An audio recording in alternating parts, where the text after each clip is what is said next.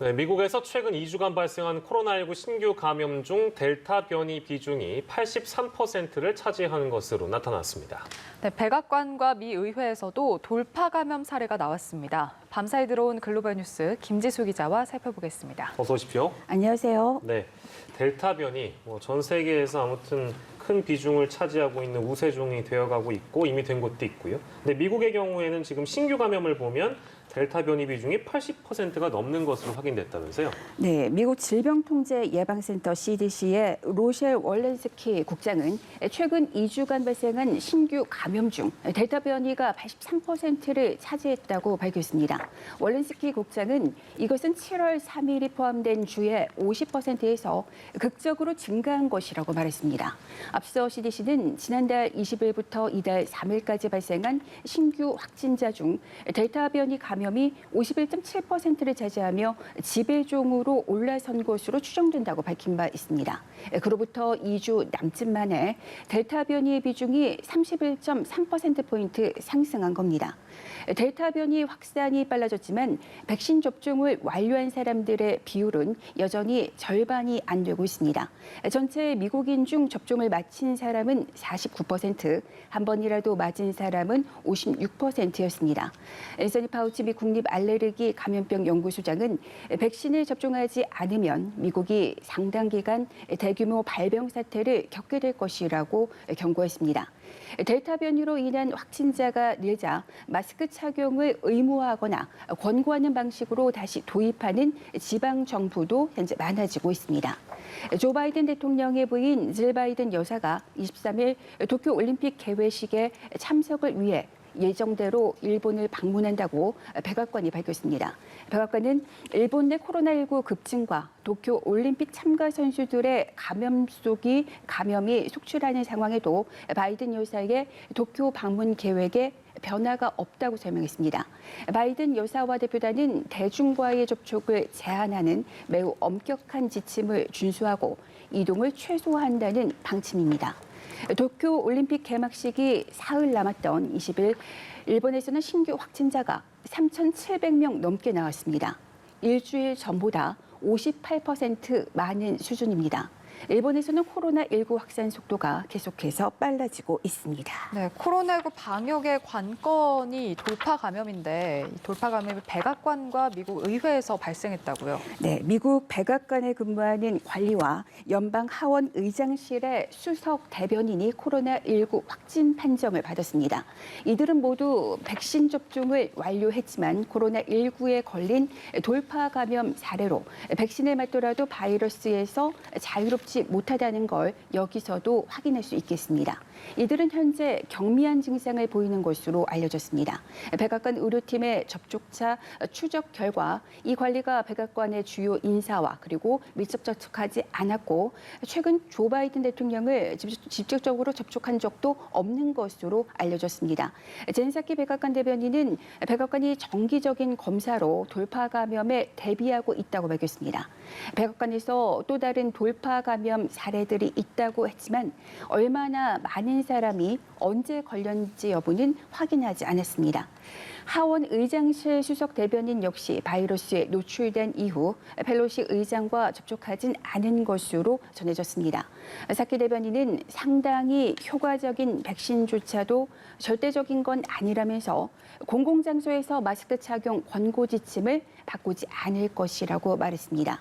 미 보건당국은 실내외 마스크 착용을 사실상 해제한 상태입니다. 네, 델타 변이 확산으로 인해서 유럽에서도 4차 대유행에 접어들고 있는 나라들이 늘고 있다고요? 네, 대표적인 곳이 프랑스인데 프랑스는 4차 대유행에 현재 직면한 상태입니다.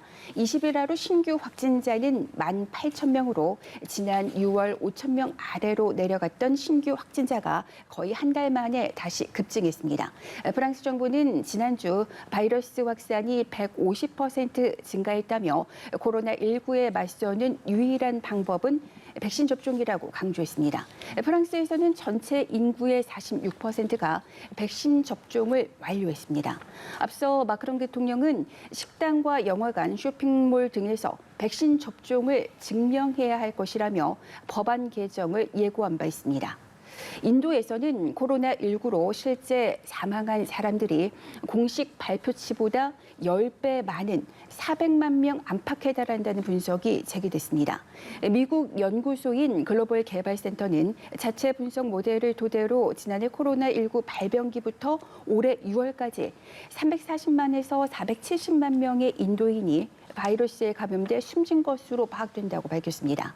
인도의 누적 사망자는 41만 4천 명으로 이번 연구 결과가 정확하다면 현재 코로나19 사망 관련 실제 수치는 당국 발표보다 10배 정도 많은 겁니다. 인도에서는 그동안 통계에 잡히지 않은 사망자가 워낙 많기 때문에 실제 수치는 정보 집계보다 몇 배 더 많을 것이란 지적이 꾸준히 제기돼 왔습니다. 특히 최근에는 당국이 뒤늦게 파악한 코로나19 사망자를 갑자기 무더기로 기존 집계에 추가하는 등 공식 통계의 오류도 속속 발견됐습니다. 인도의 신규 확진자는 최근 꾸준히 줄어들고 있습니다. 20일 신규 확진자는 넉 달 만에 가장 낮은 3만 명으로 집계됐습니다. 이런 가운데 인도 인구의 3분의 2가 코로나19 항체를 갖고 있다는 발표가 나왔습니다. 인도 보건당국은 최근 실시한 2만 9천 명분의 혈청 조사 결과를 인용해서 이같이 밝혔습니다. 네, 이번에는 이스라엘 보안 기업이 만든 이 스파이웨어 프로그램이 해킹에 이용됐다 이런 보도와 관련된 소식인데 이 프로그램에 국가 정상급 인사들의 전화번호까지 들어가 있다 이런 후속 보도가 나왔다고요? 네, 이스라엘의 보안기업 NSO 그룹이 만들어서 해외에 수출한 스파이웨어 프로그램인 페가수스에서 14명의 전현직 국가 정상급 인사의 휴대전화 번호가 파악됐다고 워싱턴 포스트가 보도했습니다. 페가수스는 NSO가 테러범과 중범죄자를 추적하기 위해 10년 전쯤 개발한 것으로 40개국 60곳가량의 정보기관이나 법 집행기관에 수출된 상태입니다. 앞서 워싱턴 포스트는 페가수스와 관련된 5만 개 이상의 전화번호 목록을 입수한 뒤 전 세계 다른 16개 언론사와 공동 취재를 통해 이 프로그램이 언론인과 인권운동가, 기업인 등 해킹에 사용됐다고 폭로했습니다. 이어 이 전화번호 목록에 전 세계 34개국에서 600명이 넘는 정치인과 정보관리 명단이 포함돼 있고 특히 3명의 대통령과 10명의 전현직 총리, 또 1명의 국왕이 들어가 있다는 후속 보도를 내놨습니다.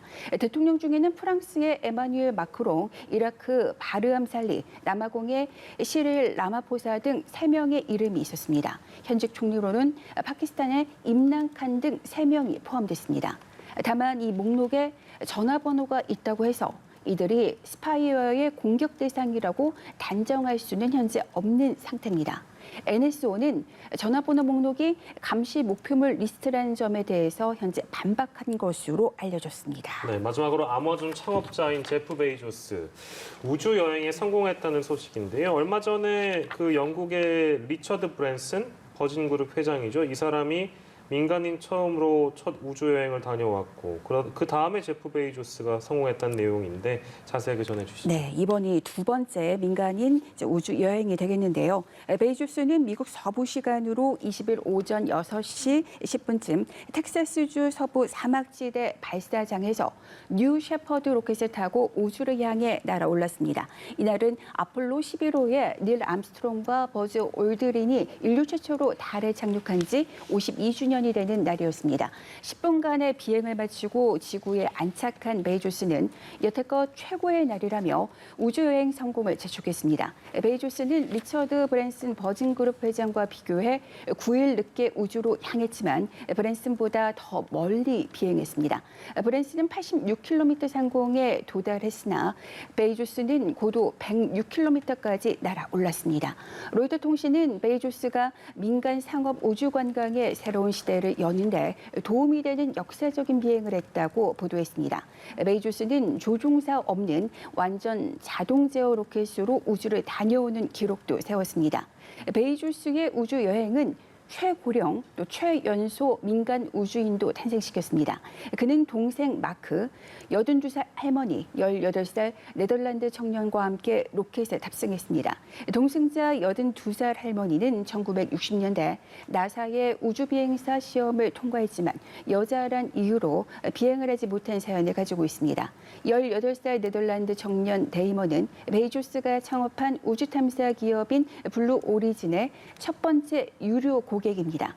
블루 오리진은 베이조스의 우주 여행이 성공함에 따라 곧 상업용 우주 관광 티켓을 판매할 예정입니다. 네, 오늘도 다양한 국제 소식 살펴봤습니다. 글로벌 브리핑 김지수 기자였습니다. 고맙습니다.